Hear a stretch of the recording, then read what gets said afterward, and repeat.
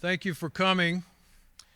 My name is William Saunders. I am director of the Human Rights Program with the Institute for Human Ecology. The Institute for Human Ecology is one of the nation's leading institutes committed to identifying the conditions conducive to human flourishing from an interdisciplinary and Catholic perspective, bringing scholars from across the university, the country, and the world here to CUA. I want to thank the staff of the IHE, the Executive Director Russ Hiddinger, and the Managing Director Stephen Higgins, and the rest of the team, and particularly Nate, for organizing this event tonight. As I said, I'm the director of the Human Rights Program, and you might think, what does this have to do with human rights? And my answer is it has everything to do with human rights, because our fundamental assumption in the Human Rights Program is that human rights attach to every human being without exception. And in fact, as part of our program, it's as like a master's degree. It's 10 courses. One of them is a required course in bioethics. So our speaker tonight fits perfectly with that. Let me say, before I introduce him, a word about the National Catholic Bioethics Center, where he is the president. In 1972, the Pope John Paul XXIII Medical and Moral Research and Education Center was chartered in St. Louis, Missouri, with the assistance of the Catholic Health Association and His Eminence John Cardinal Carberry. It's been quite a number of years since 1972, and during that period of time, the name of the organization has changed and its location has changed. And in 2004, the National Catholic Bioethics Center moved its offices to Philadelphia in order to be closer to the policy centers of New York and Washington, and close to the rich religious and academic communities of the Mid-Atlantic region. The mission of the NCBC is to provide education, guidance, and resources to the church and society, and to uphold the dignity of the human person in healthcare and biomedical research. On January the 1st, 2025, Dr. John A. D. Camillo became the 7th president of the NCBC. And I have to give one or two disclaimers. First, I've written a column for the National Catholic Bioethics Center's quarterly for, I think, going on 20 years, back to the stem cell debates and the cloning battles and the battle over healthcare reform that we know as Obamacare. Second thing I have to say is that John has been a student of mine. So we'll see if he learned anything. He joined the NCBC as a staff ethicist in 2011, and he became its personal consultations director in 2022, and as I said, became president in January of this year. He's published in numerous journals, and he's given numerous presentations on healthcare ethics, including NCBC's workshop for bishops, which I had the privilege of addressing when we had the fight and all the litigation over the contraceptive mandate. And also, of course, he's spoken to diocesan clergy convocations and the Catholic Medical Association's annual boot camp for medical students. He's taught in high school, middle school, high school, at the undergraduate level, and the graduate level. He graduated from the University of Pennsylvania and earned his bioethics doctorate and his licentiate degrees from the Pontifical Athenaeum Regina Apostolorum in Rome. And tonight, as you can see on your screens, he will talk to us about the AI revolution in bioethics, what it means for the human person and for human rights. John.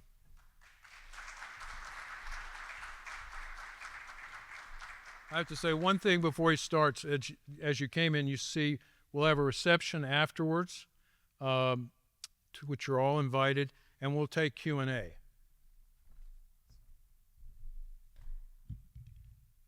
Thank you very much, Bill.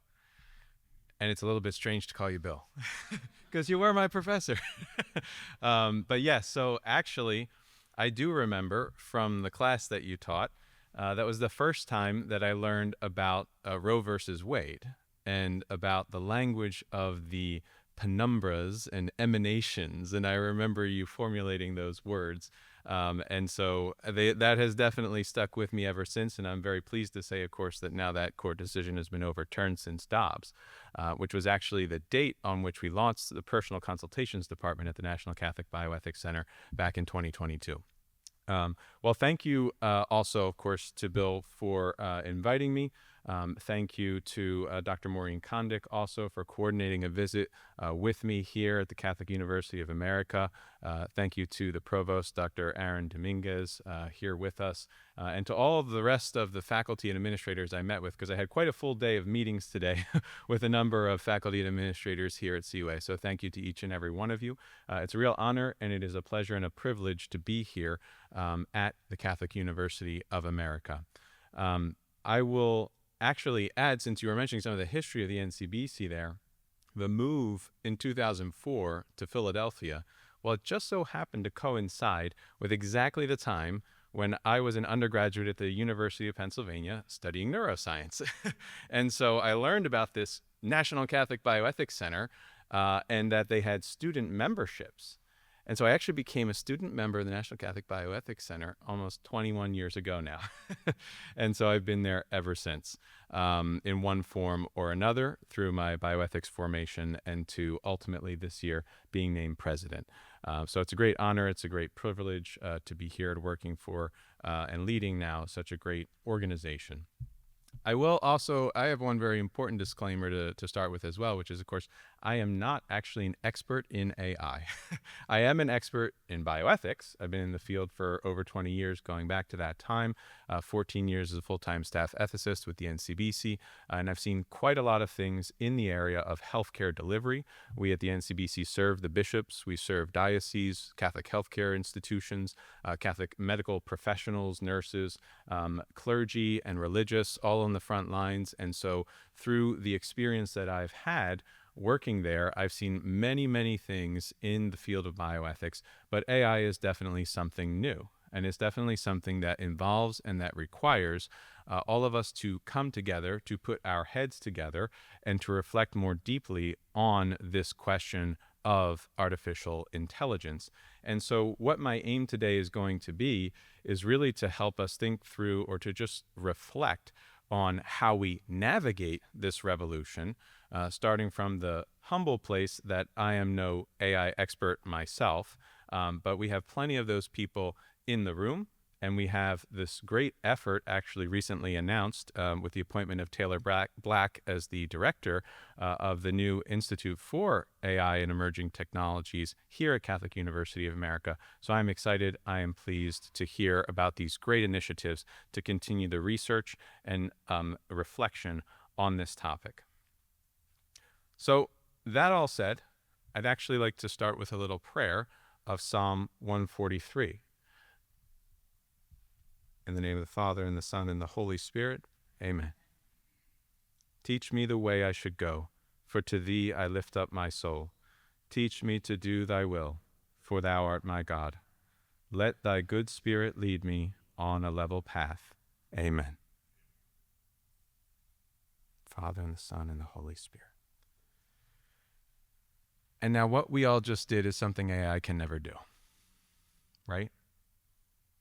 What we all just did, putting ourselves in the presence of our Lord, or even just for a silent moment of recollection, if you weren't praying, is something AI cannot do, because we have a soul, and only we, with that soul, as personal beings, with a spiritual, rational soul, can have a personal relationship with God. And so, while AI can do some incredibly amazing things, and it can be a useful and helpful tool, something as simple as a prayer is something it will never be able to do. So, for those of you who may wish to fall asleep or to leave early and only have maybe 5 minutes here, the overall themes and the quick summary of this talk is basically we need to approach AI, to navigate the AI revolution with authentic personal encounter, with increased relationship and collaboration as human persons. We need to remember that AI should only ever assist us and never serve to replace our communities and human relationships or to replace genuine human companionship. And we should do all this in the context of seeking and striving for the common good, which is very apt for this Institute of Human Ecology event dedicated to the understanding of how we achieve this human flourishing at a community level. That is the common good. So I'll take us through just quickly bioethics and AI, some reflections on AI, including that core of the human person, and some church teachings as they relate to AI, and then a conclusion about some of what we need to navigate this revolution. So when I told a friend of mine that I was going to be coming to give a talk on artificial intelligence, he said, "Oh, well, you're a bioethicist. What does that have to do with artificial intelligence?" Right? Like, that's its own whole field of technology. It's completely unrelated to anything that has to do with bioethics. And I said, well, actually, there are a lot of connecting points that AI has with bioethics, as we will see.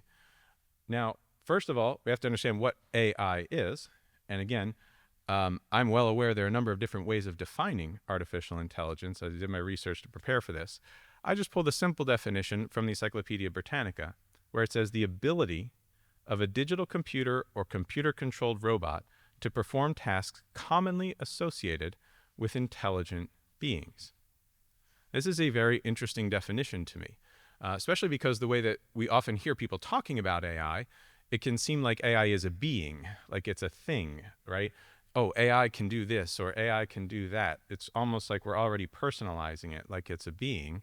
But it's defined very clearly as an ability in this version or rendering of what artificial intelligence is. And I think that's important because it points us to the functional nature of artificial intelligence, that it's ultimately about doing something. It's not about being something. And so, what are some examples of artificial intelligence? I put some abbreviations up here. ML, machine learning, which could be supervised or unsupervised machine learning. ANN, artificial neural networks. Deep learning, DL. Narrow AI. General AI, or artificial general intelligence. There are all sorts of developments in the AI world and different categories and particular distinctions here. And I can't get into all the details of what that means. Again, I don't know all of those particulars, but one thing is clear, that what AI is doing in any of these iterations is essentially processing data, and it is giving outputs. It is taking inputs, and it is giving outputs. And so one of the big things that comes with artificial intelligence is recognizing that one way or another, at the end of the day, when we're talking about artificial intelligence, we're talking about something that receives inputs and gives outputs. But that's it, right? There's nothing more to it. However, it may appear to be, as we see in the definition, tasks commonly associated with intelligent beings. So, it looks like this is doing something human. It appears that this is an intelligent being because it's doing the kind of things we typically associate with humans doing. Yuval Harari, who's one of the big names in the AI field and transhumanism, has been very, very particular about calling artificial intelligence not artificial intelligence, but alien intelligence. And the reason he says this is because the intelligence Now, of course, I would quibble with the fact it's intelligence at all, and we'll come to that later. But he calls it alien intelligence because he's saying that it can actually make decisions and do things or come up with decision paths that are creative and that are different and that are beyond what a human being could come up with. So they're beyond what human intelligence could do, and there's something that the designers and producers of the algorithms perhaps themselves could not have thought of on their own. And so in this sense, it is other, it is foreign, it is alien to our human intelligence, something other and different from. But what I found most striking about this, when he talks about this alien intelligence, is his reference to the decisions. And of course, that's really critical when we're talking about bioethics and the connecting points with bioethics, because ethics is about decision making. Ethics is about the moral conscience. It's about the good life, those choices that make us virtuous, those things that are upright actions. And when you talk about a decision suggests or is like ethics, right? It suggests that there is some component here that we're judging as good or bad. And he references, for example, situations of warfare. And he talks about weapons. And he says things like, hey, you know, actually the real threat with artificial intelligence is something like not that the human beings will not be decision makers, but that actually AI is going to make the decisions, but then the human beings are going to execute those decisions. Which to me as an ethicist says, wait a minute, that's strange. Because what you're doing is, so like the AI would tell you, here's the target, and the human being would pull the trigger. That's not what I typically think of, but that's what Yuval Harari is concerned about.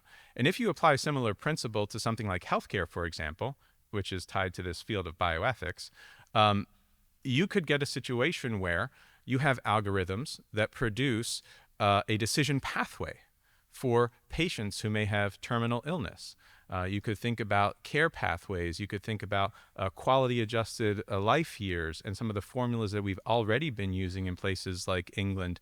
And how could we come up with or use AI to tell us, hey, patient X should get treatment Y based on this algorithm? And now it becomes a question of, I, the doctor, simply have to do what AI tells me. And so there's a danger of passing the buck, as it were. The moral agent, who's the medical professional, is now told, hey, here's the decision pathway, here's the algorithm that leads us from point A to point B. And this could actually become medical standards of practice. Now, we could have AI that begins to draft medical standards of practice for us. Because if we start to say, hey, actually the major medical associations produced all of this literature and all of these guidelines and policies, and AI is going to scan all of these and come up with new or improved protocols. Maybe it's going to incorporate new data that it's gleaning from the systems in healthcare in order to come up with updated guidelines that no human made. And here's the new standard of care that you have to follow. And hey, AI put it together. This is the new standard. We trust that this is going to be best. And we just implement. And now in a court of law, you're following a standard of care, the reference point that has been produced essentially by artificial intelligence, which is not human and has no moral agency. And so again, we sort of risk essentially eliminating the proper role of human conscience and the process for developing sound policies and practices by sort of handing it over to AI. Now, that's not to say there's no good role for AI. Of course, artificial intelligence could be part of a process of pulling together billions and billions of studies on certain medical interventions and the outcomes, and give us a direction or a path for the best treatment outcomes that then is reviewed by real people who then incorporate their own wisdom and judgments and professional expertise to come up with an actual standard of care, for example.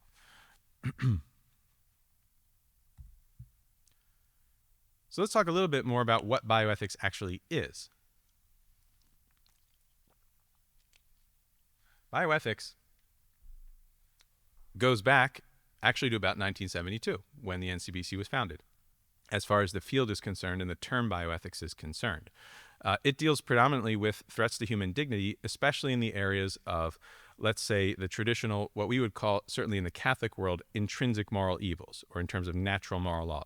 Things like contraception, sterilization, abortion, physician-assisted suicide, euthanasia, transgender surgical mutilations, these things, the list goes on and on. We could talk about even things like cloning. Okay, these are the things that typically come to mind when we're thinking of bioethics.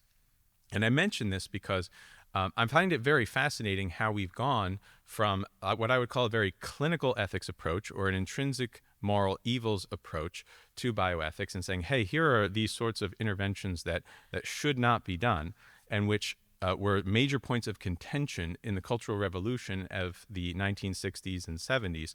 And it was sort of bioethics, and especially our center at the NCBC, were sort of called to hold the line and to say, hey, in the healthcare world, we actually should not be opening up to allowing abortions or to allowing direct contraception and so on and so forth. And that's a very clinical and sort of individual focused, patient focused. And so a lot of bioethics has been patient focused, care scenarios. This was tied in to the human rights question because it's a question of respecting the human body, right? We can't violate the dignity of the human person, of the human body, through these kinds of various mutilating interventions or other intrinsic immoral actions. And of course, we could add to that list things that later came along, like in vitro fertilization, and then the use of human embryos for research, which Bill Saunders mentioned in the early 2000s in particular, and the whole embryonic stem cell research discussions, like the destroying of embryonic human life. So again, very clinical, sort of very biologically focused, very body focused. And this has been also our experience at the NCBC going back to the 1970s. Most of the work that we do day in and day out deals with these kinds of questions still today. So we field about 1,500 consultations from individuals all around the country and some from around the world, free of charge. And this includes things like medical doctors, nurses, parish priests, bishops, and also the laity in the pews, who call us and ask us questions like, is it okay to discontinue this ventilator or to stop assisted nutrition and hydration in this particular case scenario? And so I'm not getting questions through our free consultation service like, hey, how can I use AI? Right? Like, this is something that it's definitely happening, it's coming, but people aren't aware of it. And we're not even seeing it in our actual consultations yet, right? So it's entering the door sort of quietly, which is, of course, all the more reason why it's great that we are talking about this now, and we need to get our heads together on this. But the really interesting thing is now, when we talked about all those violations of human rights of the body, the destruction of embryos, the killing of fetuses, and so on and so forth, those were violations of essentially the human body person, where the emphasis is on the body. When we're thinking about AI, it's now as though we've shifted the kind of violation of human rights that may be occurring to, when we think about a body-soul unity, which is a person, right? We're now trying to imitate a soul when we think about intelligence, right? The idea is that we're imitating an intellect. An intellect is a faculty of the soul, the immaterial soul. And so it's now the violations of human rights that we have to think about are immaterial. They're not bodily violations. And so there's this new dimension, and it's a little bit fuzzier. It's a little bit harder to grasp, right? Because the soul is something that's immaterial. It's harder to grasp. And so what are those defining lines? How do we know when to say, oh, this is immoral, or we shouldn't be doing this? It's a hard question. But I do think there are some genuine risks of violating human rights that I'm going to get to in just a few moments. But to name just a few more connecting points of AI with healthcare right now that we're already encountering and seeing, in the world of diagnostics, AI is amazing. AI can do some incredible things when it comes to, for example, breast cancer diagnosis or other situations of this sort, where, again, you're able to process large amounts of data to see what the risk factors are. Statistical analysis, basically. That's what AI is really good at, probability, statistics. Because it's processing and crunching large volumes of data, it can give us a really good sense of how likely it is that this particular woman is going to develop breast cancer. And at even what age perhaps, and so on and so forth. And that can be incredibly helpful to a doctor-patient encounter in terms of prevention or in terms of being prepared for when it does happen, if there's not going to be a preventive intervention. There's also a DAX Copilot. I don't know if you've heard about this, but among the various AIs, right, you've got your Chat GPTs and you've got, your Gemini and so on. The list goes on and on. But DAX Copilot is a Microsoft product, basically, that's used in healthcare in the context of office visits. It's ambient listening software. And so this DAX Copilot is something that can be used for doctors having a patient interaction to just allow AI to listen in on that doctor-patient visit. And then it can summarize the visit because it's listening, it's processing everything that's said, it's transferring the verbal statements into writing, and then that's written up as a report. So the doctor doesn't have to spend the next 20 minutes, 30 minutes after the appointment writing up everything from that encounter, or we're still spending a whole bunch of time sitting at the computer staring at the screen while he's talking to the patient, right? So that's something that's actually, I would say, a positive development that's already happening in healthcare right now, which can allow for better doctor-patient interactions because we want to find those things that are wholesome and helpful for doctors to relate more personally with their patients. Well, in all of this, the ultimate key and the major connecting point of the whole field of bioethics with artificial intelligence is this very question of the human person. Who or what is a human person? That's what we call anthropology, and that anthropology is what drives moral decision making. You have to know and understand who and what a person is in order to understand how you treat a human person. And so this is the crux and connecting point between our field of bioethics, which is all based upon having a proper anthropology so we can understand and respect the body. So I already gave a whole number of examples, for example, of this declassifying of some human beings that's very typical of the bioethics that we know of the past 50 years, where we would take, for example, a human being, a human organism, and say, oh, that's just tissue, right? Like a fetus that's developing in the womb, that's just tissue. So we've declassified a human person and indeed a human organism by calling it just a bunch of cells.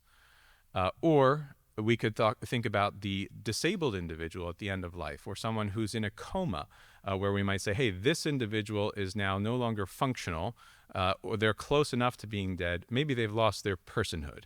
Of course, those who are in the field of bioethics are very familiar with Peter Singer, who is famous for his approach to personhood, and again, considering certain persons who may not be conscious to be non-persons, right? If you're not conscious, you're not a person, ergo you don't have the rights that human persons should receive. A very functional emphasis. Free will and determinism. I'm going to take a minute and just reflect on this with you. It's particularly compelling for me because it ties into my own personal story of how I got into bioethics, right? I mentioned 2004, I was an undergrad at University of Pennsylvania. Biological Basis of Behavior was the technical title of my major. And so it was really all intertwined with how do we understand the reasons why and how can we predict behavior in ultimately human beings, but in any organism, right? Biological basis of behavior. So we're talking about determinants, what leads us to make certain choices or to carry out certain actions. So to me, this was one of the very questions that got me digging deeper into my Catholic faith at the time, because I just kept thinking, this is just so reductive. How can we, in every course I'm taking here, we're talking about all these influence from the genetics to the biology, and we're constantly talking about stimulus and response, inputs and outputs, neurons firing left and right, and it just really felt like at the end of the day, we're saying there's just nothing more to us. There's just nothing more to the human person. That's all it boils down to, and if we have sufficient data about all of those details from the genetics all the way up to your environment, then we can completely predict every behavior of this person. And the more I thought about this and the more I was digging into my faith, I remember at one point sitting there in my evolutionary neurobiology class as the professor is talking, and it just suddenly hit me. There is no love if there's no free will. like the whole concept that we can love people is completely irrelevant. That term is devoid of meaning. Love means nothing. It's simply a series of neuronal reactions, chemical reactions, all determined, and so on and so forth. And so this point is very important and interesting when it comes back to AI, because ultimately, at the end of the day, as much as we get into this whole discussion about what is AI, how should we use it, we have to be very clear that it is not, can never be human, and it cannot love, right? AI cannot love.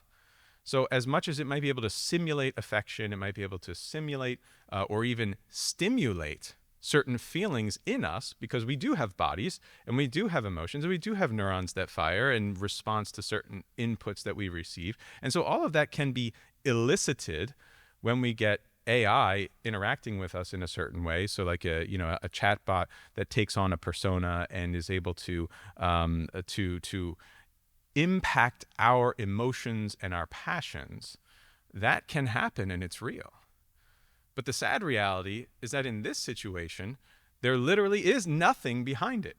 It is literally empty. And so there is no true love. There's no true charity. There's no true warmth. Ultimately, at the end of the day, it's cold, devoid, and empty. And so we have to keep this in mind. Anytime we're talking about this question of artificial intelligence, that we must avoid any conflation of whatever artificial intelligence can do with genuine charity and love. And of course, this extends to all of the virtues. It extends to faith, to hope, and so on and so forth. And of course, as I said before, there's no genuine decision-making in AI. It's just decision paths that are determined by algorithms and large volumes of data, even though they may appear to be creative, and in fact, they may do things we don't expect. It is still just input and output driven. So a few reflections on church teachings in artificial intelligence. Obviously, we can take everything I've just said to that next step and say, from a theological standpoint, obviously the human person is made in the image and the likeness of God. And so there is a spiritual life, an interiority, all of the passions. We have reason, virtue, we have wisdom. And wisdom is something different from processing large volumes of data. And that stems from experience, a lived experience, an ability to connect with another real person. And that person may be another human being, but it can also be an angelic being, could be angels, could be God, could be the saints in heaven, right? These are still persons with whom we can have interactions on that spiritual plane, and that can be part of a genuine lived experience, again, with which AI can never interact. We also must keep in mind the question of the sacraments, the call to a life in Christ, and remember that life in Christ is relationship. And so we interact at a level of personal encounter with Christ himself, with the three persons of the Trinity itself being a communion of persons, and grace flows from this to us into our life. And so there's just something that, again, especially when you start getting to these more ethereal conversations around what AI could do, we have to be clear that it can't do the sorts of things that a human being with a soul can do. So the Dicastery for the Doctrine of the Faith and the Dicastery for Culture and Education published a note called Antiqua et Nova earlier this year, January 28th, 2025. So I just want to point this out as an actual document from the church, which speaks to a number of these issues. And what I really loved about this document is that it pulls significantly on this notion of a distinction between the wisdom of the heart, right? These concepts that are tied to the soul, and how there's this very personal dimension to this, and the distinction with something like an algorithm. It makes very clear that what AI does is actually an imitation or a mirroring, and it is not genuinely intelligence at all. Basically, so the term artificial intelligence is something that we really shouldn't even be using, but unfortunately we have to accept because nobody would know what we're talking about if we don't. And so we just don't want to let it deceive us, which again is one of the biggest threats of AI, is that it can deceive us into believing that it is human, that it is a being, and so forth. artificial procreation. I want to reflect a little bit on this. This is not something directly related here. So I'm very grateful for the reflections in Antiqua et Nova. But as I was reflecting on AI, and again, just the topics I deal with every day in my bioethics work, which include a lot of in vitro fertilization questions, restorative reproductive medicine. We're getting these questions all day left and right. And we have a very well-developed tradition from Donum Vitae in 1987 to Dignitas Personae in 2008, documents of the Congregation for the Doctrine of the Faith that deal with the question of assisted reproduction or artificial procreation. And so it got me thinking at a certain point, how does it approach this question? Right? The way I've typically thought of the question of in vitro fertilization has been in terms of this dynamic of the child has a right to be conceived, gestated, born within and raised within marriage. This is a quote from Donum Vitae that I frequently go back to. And so the starting point for the church's reflection on IVF is the child, is the dignity of that child. And then the church extrapolates and says, now because this child has such great dignity, this child can only be conceived in a certain way, because to be conceived in any different way would be a violation of that child's rights. And so there's something there, there's something deeper there to me that I hadn't quite thought about before. And so to tie it in with the AI, what I see there now is that this fact of the child's right to be conceived within marriage, my mind was first falling on the conceived, right, which is the physical act of conception. But actually, the rest of the sentence goes on to say, born within, raised within marriage. That's a relational question. So that's not a physical body question. That's a relational question. So the child has that right to be raised in a context with certain people in relationship. And so when you think about AI and where AI can go, again, it can remove the whole notion of genuine human relationship. And if you remove that notion of human relationship, again, you have a violation of a right of a human being. I want to extrapolate this a little bit, right? This is where I'm going, right? I'm starting with IVF, but I think we can extrapolate that to a broader societal level. So each individual child has a right to be conceived, raised within marriage, which is a relationship context between a mother, father, and child. But then we know the family is the basic unit of a society. And so there's a right, in fact, within a society to be in relationship with other real human beings. So we can't replace those other human beings with AI, long story short. And here's where, so the language in Dignitas Personae and Donum Vitae that we frequently use to know, hey, well, which reproductive technologies are legitimate to use and which ones are not? The language that we typically use is, hey, if it's a technology that assists conception, it assists the couple's marital act between husband and wife, which is a relational act, an embodied relational act between husband and wife that leads to the child. If we're assisting that action, then that's a legitimate use of reproductive technology. But if we're replacing that one flesh union between husband and wife, which is that personal relational act, now it's immoral. Now it's an intrinsic moral evil. And again, similarly, maybe something like this is a framework for thinking about AI, right? To the extent that AI can assist building community and human relationship and getting us, better results on those medical tests, or enabling that doctor to talk with the patient without the distraction of the screen. Great. That is assisting human relationship and community here and the good of health for these patients. But if we're going to use AI to have the sick patient go up to the screen and, type in their symptoms, and then AI is going to spit back and say, you have cancer and you're going to die in 5 days. This is not good, right?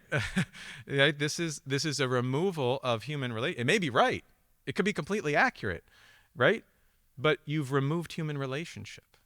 And so this would be, I would say, a violation even of a right of a human person to have that properly built relationship and community that enables the strengthening of that community and the overall good of the individual patient and of the interactions that follow. So I actually put up the actual quote here from Donum Vitae. It's in part 2, that about the child having this right, which is through the secure and recognized relationship to his own parents. There's that language about the right to a relationship. And then it goes on further and speaks about the social responsibilities of the person that are tied to this, again, relationship. So there's a vitality and stability of society that require that children come into the world within a family. And again, I would take it a step further and say, and that individuals and families interact in a larger community with other persons and are not isolated from that, trapped in a world of AI. This actually got me thinking, there's a famous experiment that was totally unethical that happened with young children and how they learn language and how they respond to interactions. I can't remember it right now. This just kind of popped into my head. But basically what had happened was they conducted experiments to see how the child would react if there was no interaction with a mother or a father, just sort of isolated in a room. And of course, it's terrible, right? A horribly unethical kind of experiment to do, and it's a psychological experiment. Okay, this is like sort of the perfect example in my mind of the kind of direction or the place we could land with AI if we start having, the replacement of human relationship with chatbots. You've got a mental health a condition, or you're struggling with depression, or you've got anxiety, and you've got a chatbot that's going to talk to you and try to make you feel better.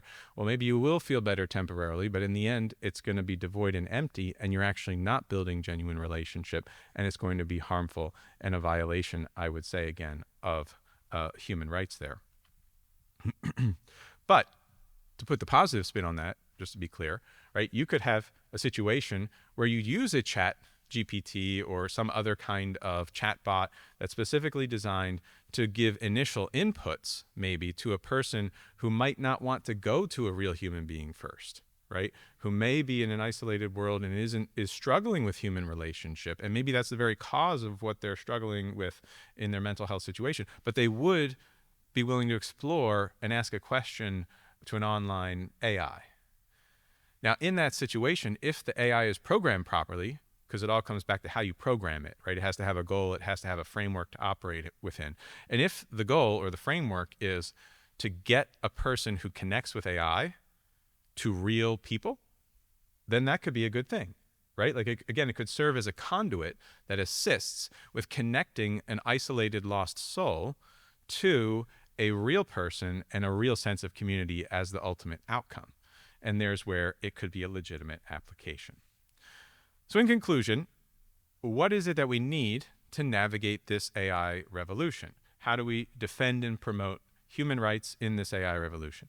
Well, number one, we need charity, which is love, heart and soul. They must be a part of any effort that we want to undertake to properly utilize AI or to navigate the waves of this revolution.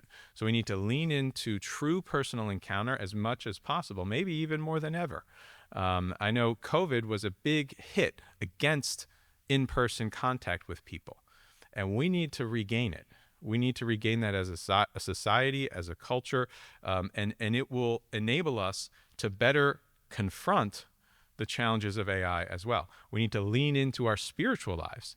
That true intelligence, the intellect and the will, right, that are the faculties of the soul, we need to lean into those, use those, develop that spiritual life, cultivate the life of grace, pray, connect with our Lord, with the saints, tap in to all of those things.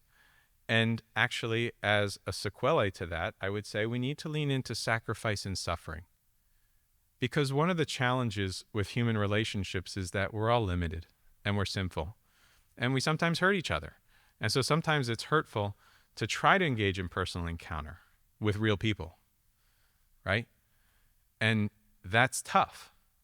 But sometimes we need to lean into that suffering, to accept that suffering as our Lord did on the cross, to bear with others, to bear patiently even wrongs against us, perhaps, in the context of those personal encounters, so that we can develop deeper relationships. And as we know from the spiritual life, we know from the Gospels, when we lean into sacrifice, when we lean into that suffering and we accept it, it's transformed.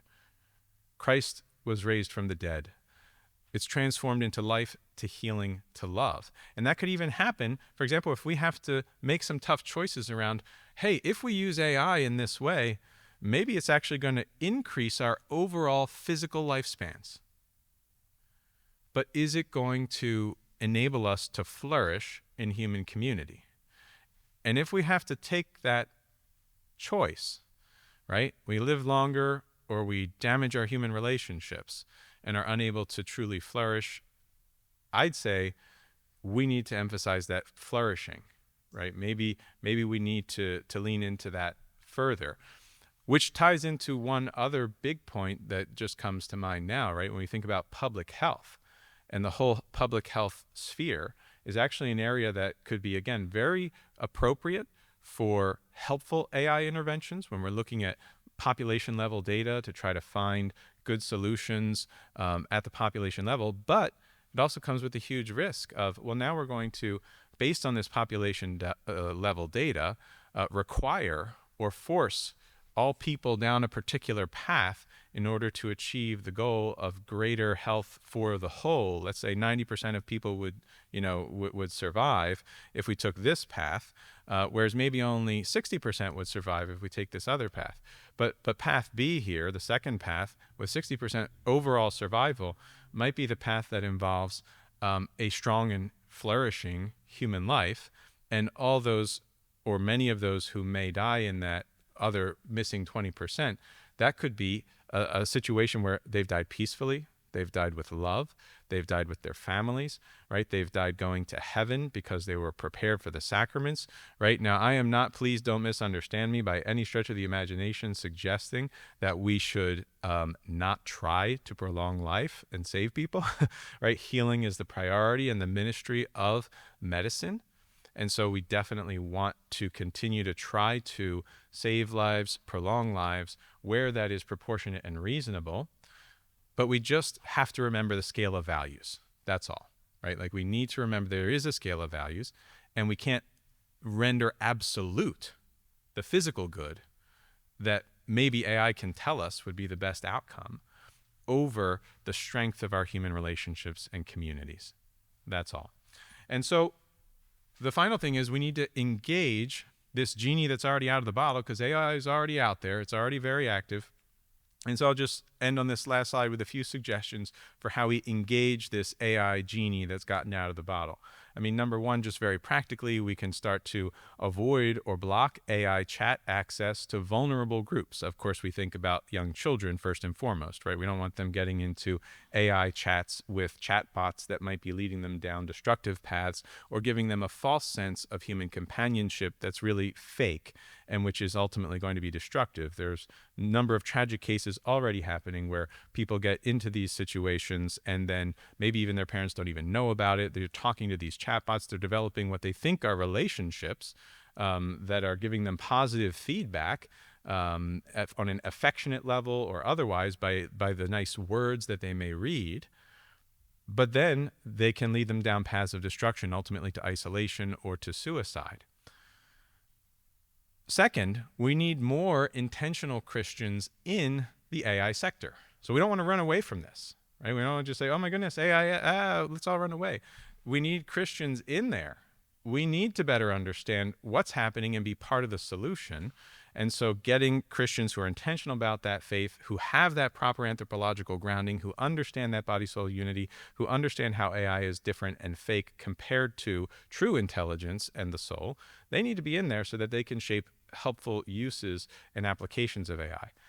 Third, we need to evangelize the current leaders in the AI and tech sector because, hey, people in positions of power have a huge influence. You know, and Elon Musk or others of this ilk, right? Sam Altman. We want to pray for them. We want to find ways, if we have ways, to evangelize, to help them to understand that dignity of the person, that anthropological foundation, and why this is so dangerous, and encourage them ultimately to help do this well. Fourth, we need to form Christian leaders in the culture, in Catholic healthcare, in education, or even just parents, Catholic parents, and other Christians, for sound uses and regulation of AI. Again, maybe around this model of trying to find ways that AI can truly assist, but without substituting or replacing for a genuine human relation. And then finally, in the last place, I would say public policy restrictions and incentives. And the reason I put it last is simply because this is a whole different ballgame. And it's a very difficult ballgame when you're talking about public policy restrictions or incentives. And by restrictions, I mean obviously restrictions on bad uses of AI and incentives for good uses of AI. But that's a whole prudential sphere that requires a different level of engagement. But all of these things, in any case, one way or another, and this is what I'll wrap it up with here, all of these things in one form or another can't be accomplished just by any one individual of us. And again, so I'm coming back to that theme, right? We need to work on this together. And so again, I applaud and I thank the Catholic University of America for having me here and for encouraging these very sorts of conversations so that we can meet one another, we can talk with one another, we can collaborate with one another, and we can work together, building that community that is needed to also find the right solutions for moving forward with integrity and securing human rights and dignity. So thank you all.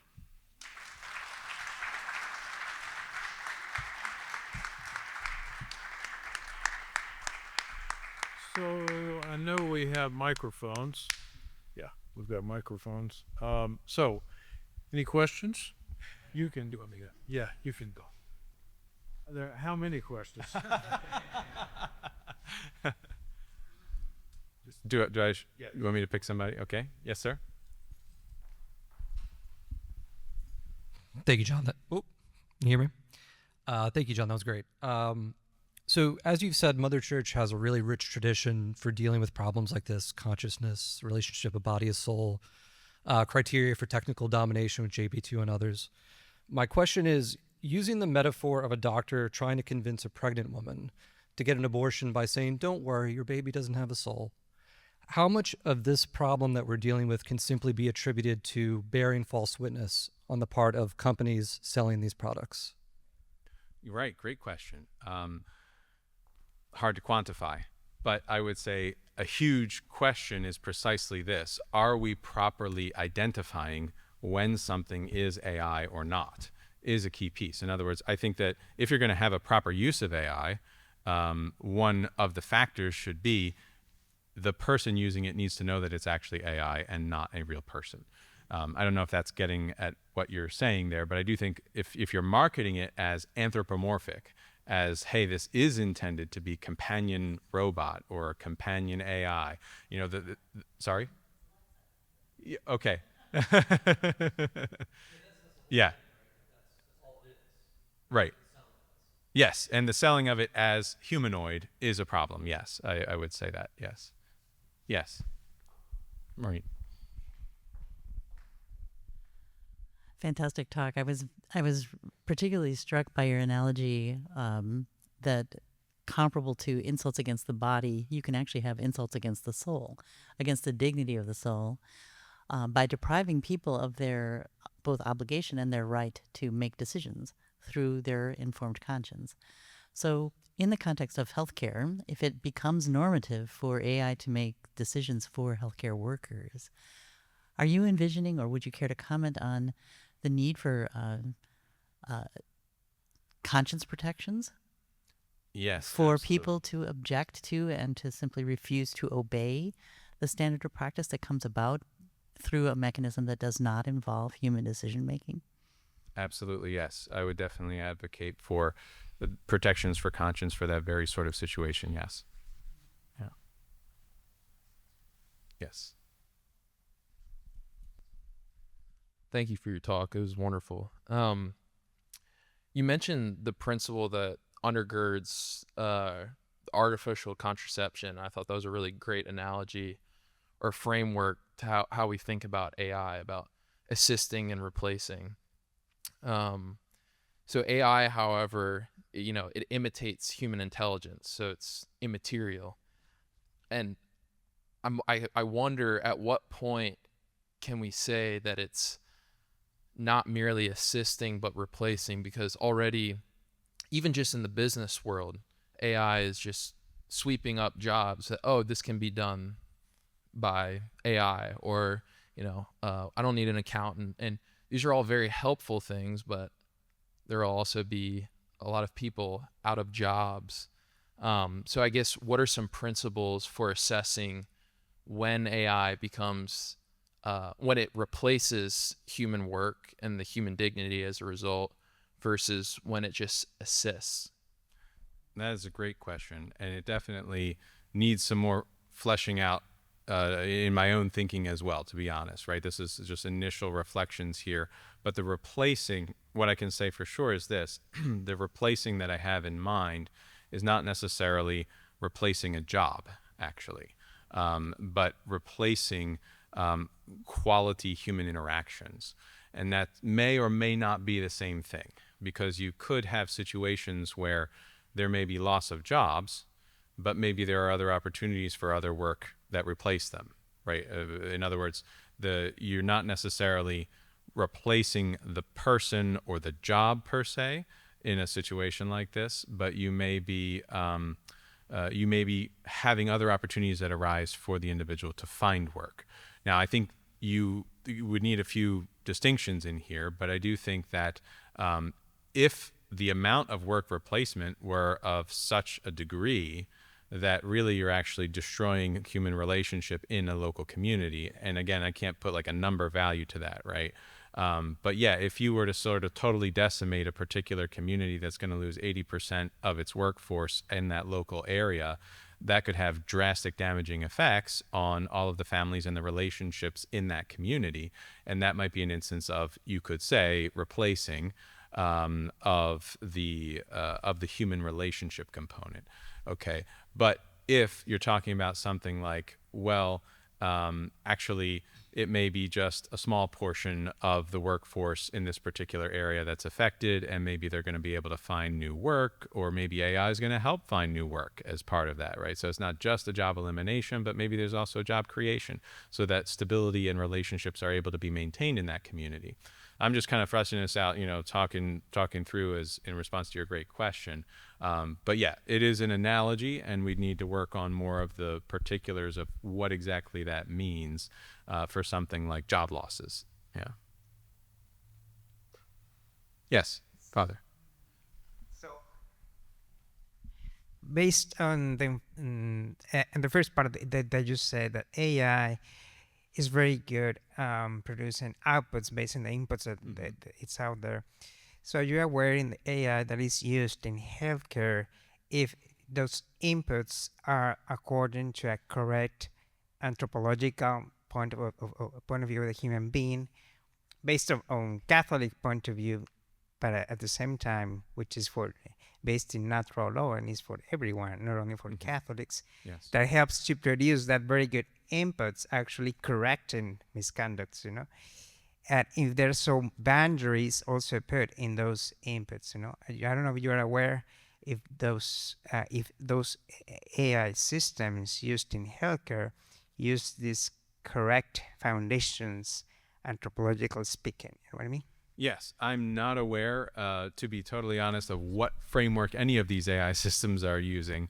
One thing I can say is that I do believe, I was actually watching the panel discussion that was put on by the Institute for Human Ecology just a few weeks ago, with Father Michael Baggett on there as well, and he actually mentioned about Magisterium AI, which is a program that he's on the advisory board for. Is that right, Father? Okay. And so for example, they are working on ensuring that the model or the framework is a Catholic anthropological framework, and that it's securing, the kinds of inputs and outputs from the magisterium. So there's oversight, is my point, in that example. I would doubt that any of the currently implemented practices went through any kind of vetting from a Christian anthropological standpoint, which is not to say that they may not happen to be okay. Okay, but I'm virtually certain that none of them have been put together with this explicit goal in mind of ensuring a sound Christian anthropological framework, your understanding of the human person, which isn't just strictly Christian, sorry, by the way. Yeah, as you said, it's natural moral law. So Yeah. Yes, sir. Oh, sorry. Okay. Thank you for a great presentation. It was awesome. So when this ChatGPT came out, I said, I'm going to go test this thing and say, what would Preston Knowles say about fogo de chão? Let's say Brazilian steakhouse. And I did it twice, and I got two very different answers. They were both plausible, but totally wrong. I would say everybody should go at least once in their lifetime to know what it's like. But it was making me to be an ogre or to be someone who was completely loose. And if you try and make a reservation, and I did, because fogo de chão has AI taking your reservation. It's not a human being. Is there a special occasion? Celebrate my birthday. They didn't get that right. I didn't get my free dessert. So that I talked to the manager about this. So this is really not a very satisfactory experience. No human being would have made that mistake. He said, we've had a lot of negative feedback about that, but it's coming down from above. And so as people have problems with this, I don't think it's wise to trust this machine type responses on anything that's of great importance. Yeah. I wonder what you think about that. Yeah, no, I totally agree. I mean, I think it's trusting it without any review, human review, is something that I would not advise. I think that, there may be a place or a point where if you're sufficiently sure that you trust how the algorithm was put together. So for example, again, taking the Magisterium AI as just an example, right, as a reference point, if you trust the people who put it together and the both in terms of the, let's call it the anthropological framework and the trustworthiness of the data inputs, and so forth, then, and also the on the AI level, and again, this would be an area I wouldn't know how to judge myself, right? But like if you're like, oh, like this is actually high quality AI versus like poor quality AI, I can't distinguish that, but maybe some experts in the field can, right? And they would say, oh no, actually this one I know is put together according to this standard, and it's going to be a much more reliable AI. And we have this oversight that we're assuring you has been put in place. I would say it is possible that you could trust some of these sources. The question is about what is still very important, right? Like, I don't know that I would trust it with extremely sensitive matters, but certainly for basic things like, hey, did it get my reservation right? You could, yeah. But I do think also these are going to get way better over. I mean, for everything that I've been looking at in the short time I've been reviewing this stuff, it seems to me that they're going to get way better at being accurate in a relatively short time, just in the next few years, I imagine. So I don't know how long your problem with the Fogo de Chão Steakhouse will continue. Joe, yeah. John, thank you. Beautiful talk. And I just wanted to amplify what Maureen said about that insight that you shared with us about bioethics, worrying about insults and injuries to the body part, and the things that we're talking about, AI ethics, really being opportunities of insult or injury to the soul, to the integrity of the soul. And so it was really awesome. I wanted to reflect back on Antiquet Nova that you mentioned, and what was striking to me there, and you brought it out when you talked about the fact of love, that AI is never going to love you, is that they talked a lot about the three pillars: truth, beauty, and goodness, that we pursue as humans. And it really did not even have the word beauty in the document. It was quite striking absence of thinking about the importance of beauty in human anthropology, that we generate beauty, and AI is going to become very good at generating lots of things, visual, poetry, or whatever. But the ability to recognize and appreciate beauty is going to be something that AI will never be able to do. But it will be generating a lot of things, that will challenge us to say, is that beautiful, that AI generated thing beautiful or not? And of some concern, it will be generating so many things that younger people who don't have the honed skills of aesthetics to recognize beauty will be very challenged to develop their own innate human ability to recognize and appreciate beauty. And of course, beauty is one of the things that brings us to God. Right. And so I think that's a real threat. The beauty sector of AI is a thing that we really need to worry about a lot. Yes. Thank you, Joe.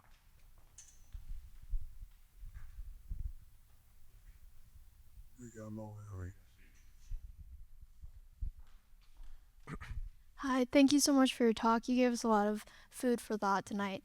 I have a question. This is maybe not a super well thought out question, so forgive me for that.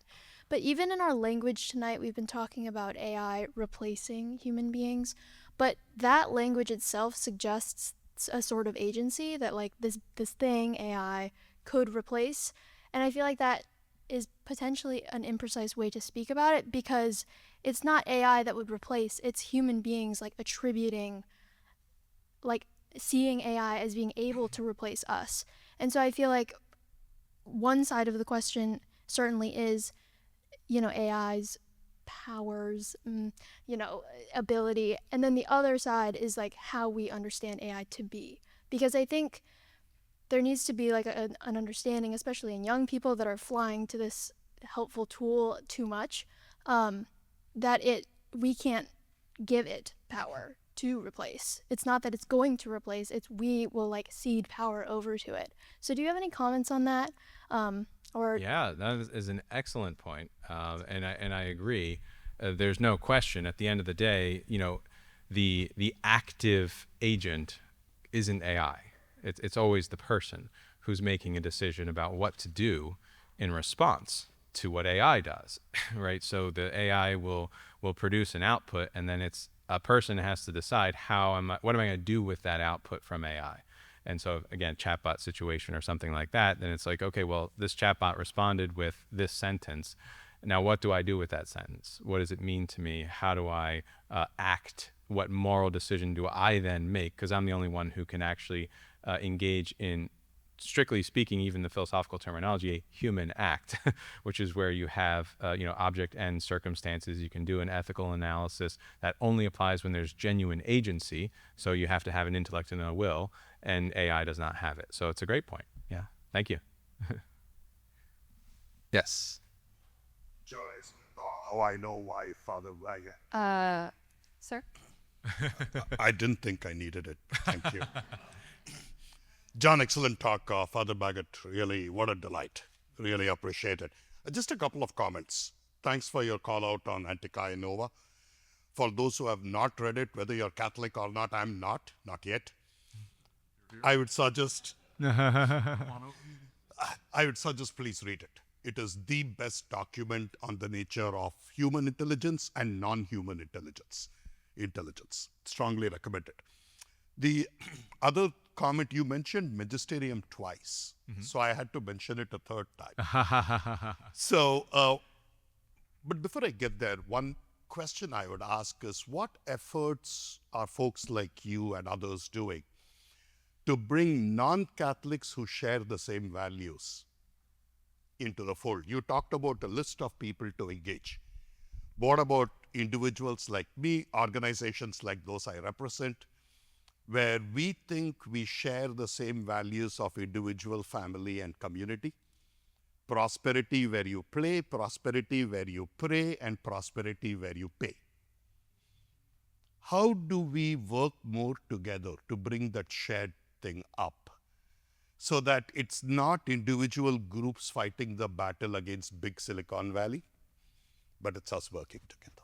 Absolutely. Yeah, no, that I would love to see more of that, and I'm very happy to encourage that, certainly from our end. I mean, I think the Catholic moral tradition also gives us the riches to engage with everyone out there of goodwill through the natural moral law and the understanding that when you talk about goods like family, community, and so forth, these are goods for human flourishing. They're not uniquely Catholic.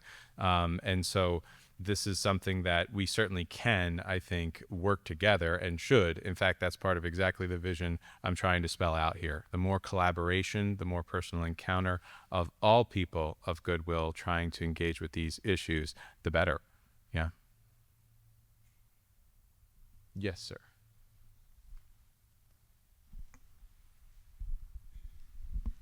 Thanks so much. I thought your conclusion was super reasonable.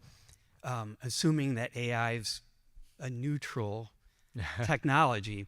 So my short question is, could you argue, if you had to argue the contra and say here are the reasons why AI should be resisted, what kinds of things, or what would be indicators of a point where, okay, now we understand that AI is not actually neutral and ought to be resisted? Are there any things that come to mind?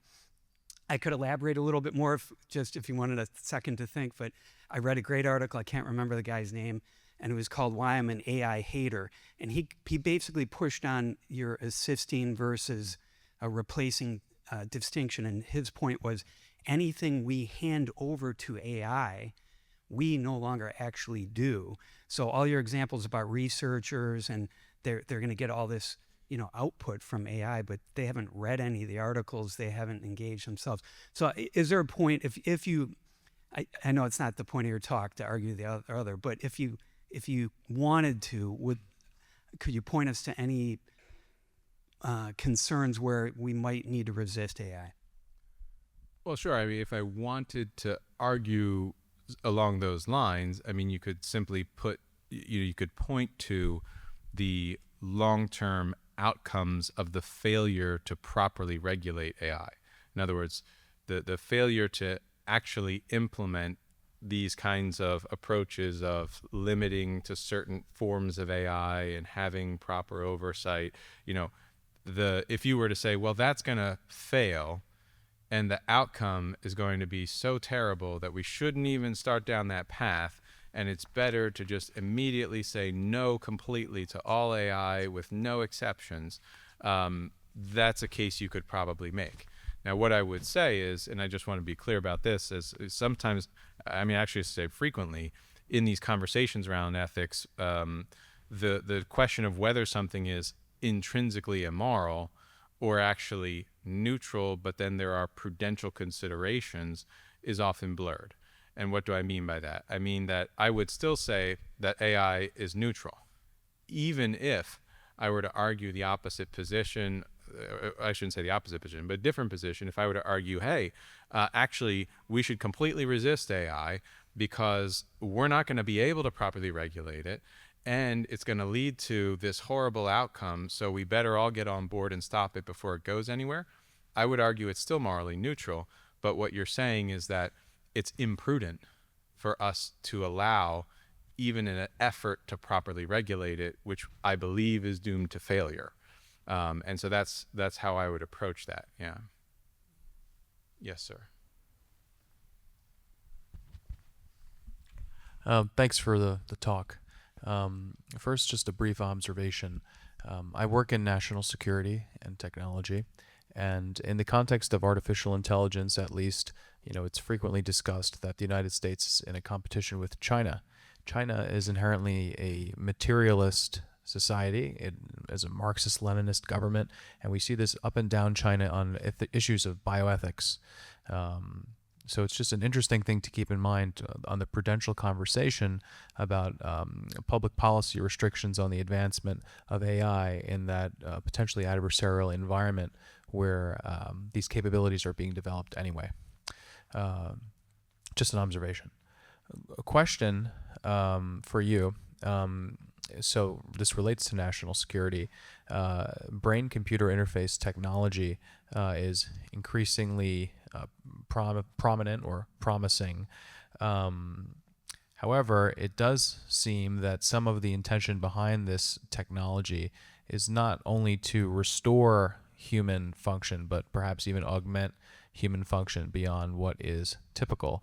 And one contemplated way to do this would be brain-computer interface technology that integrates human intelligence, so to say, with artificial intelligence. So is there a line beyond which that becomes intrinsically disordered in the Catholic bioethical tradition? Great question. The short answer is I don't believe so. I would say that the question of the intrinsic disorder of that is something that's very difficult to say. I think it would be a question of more the prudential side. In other words, when you're talking about a distinction between enhancement and restoration of function, for example, that already on many levels is a prudential distinction. because you can't really, it's very difficult to identify exactly what the line is and by what standard we're measuring whether this particular intervention is an enhancement versus something that is a restoration of function.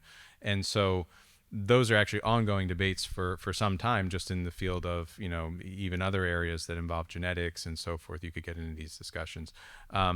So the short answer is no, I don't think you would be able to say at a certain point that it was intrinsically disordered, but just that it probably at a certain point we would need to figure out would become just too far prudentially, because it might compromise the person's ability to actually think and act as a human. And that's a very blurry line, right? This whole space of transhumanism, there are many blurry lines of this sort, where I don't think we can say there's an intrinsic disorder point, like where it's clearly identified. Yep, you step that line, now it's intrinsically immoral. What if we take our word and that is Yeah.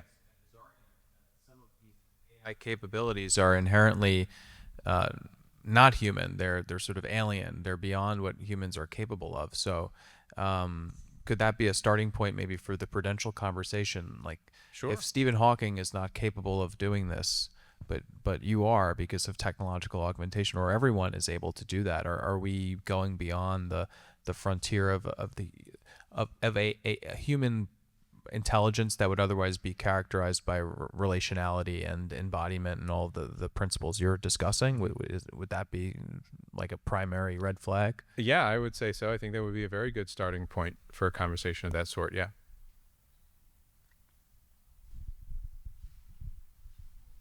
Yes, sir. Thank you, Dr.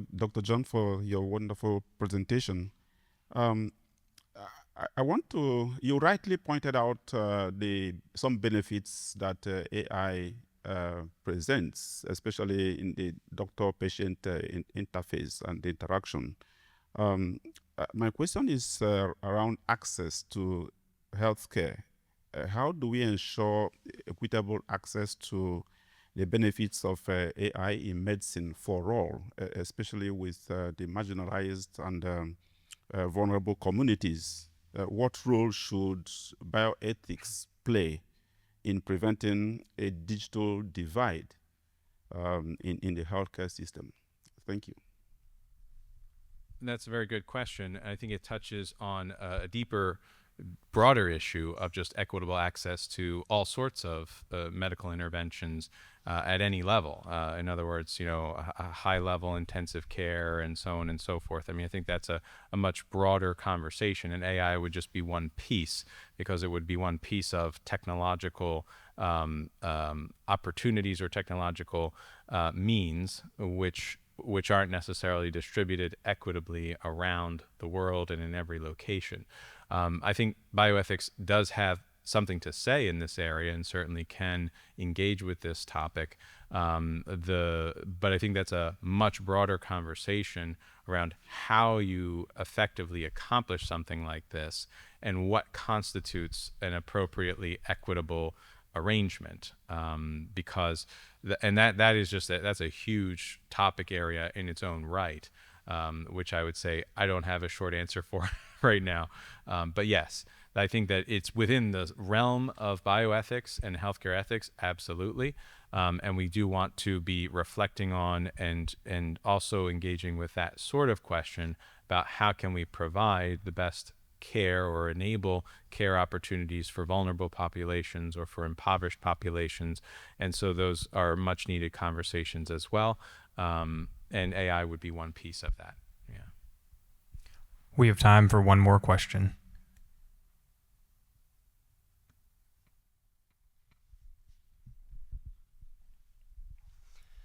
I just wanted to say thank you, Dr. Camillo. This was, I know everyone's been saying it's a great talk, but I figured I'd say it too. But I was curious because it seemed to me that a big theme that sort of ties a lot of this together is like the question of formation. And I remember when you mentioned like the threat to like individual like healthcare providers, doctors, bioethicists in making judgments of prudence and actually being able to make these sort of moral decisions, instead of everything sort of coming down from the top, whatever program the abstract, the higher ups have kind of decided. And a lot of your solutions seem to speak a lot to particularly addressing formation instead of, which makes sense because it's obviously very complicated. And so I guess, if you could speak more to, I guess, other like solutions beyond, or speak to that, what you see to be the importance of formation, and if you have anything else besides what you suggested to that end. Okay. And by formation, you're talking about formation of the individual, like formation of conscience, formation of, let's say, the interior life. Is that what you're referencing? Okay. Yes. No, I think that is definitely a critical piece. I guess what I would add is that the formation, it is an important piece of this, and also part of the theme, that formation is not just a formation in isolation, that it's a formation also in community, which involves engagement with others. So in order to, I think, form one's conscience well, there needs to be engagement not just with content and with data and reading, which is good and is a critical piece of that, but also with other people, talking with others who might be in the same field or who might have additional expertise. And this actually does tie into that overall arching point about when we're bringing together groups and communities, we're able to bring different perspectives and on a similar issue, and maybe bring different expertise into the picture that helps me see and understand an aspect of the issue in a way I didn't before.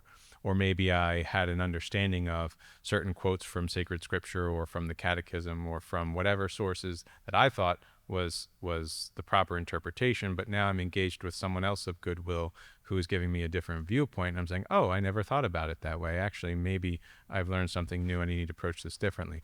But to the point about the medical standards, maybe in particular, that was one of the examples. Medical standards, I do think it's very important that the way we develop medical standards, because we're already in a situation where medical standards are highly impacted by ideologies.